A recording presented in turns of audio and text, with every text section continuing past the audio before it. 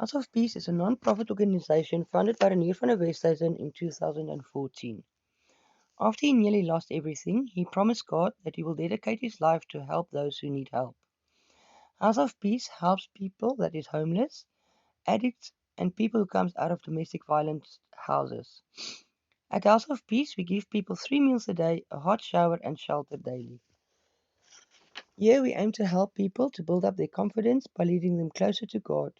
We also give them the opportunity to participate in therapy to help them deal with their struggles.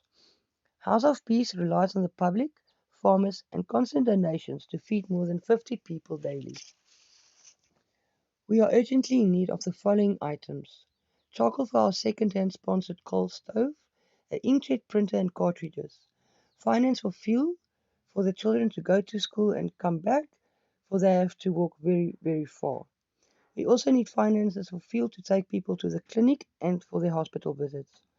We are desperately in need of men's shoes and clothing. Any food donations will be much appreciated. House of Peace is a family. We serve God together, we work together, and we support one another daily. Please open your hearts and hands to us so that we can continue to help others in need. All our info is in the bio. Enjoy your day.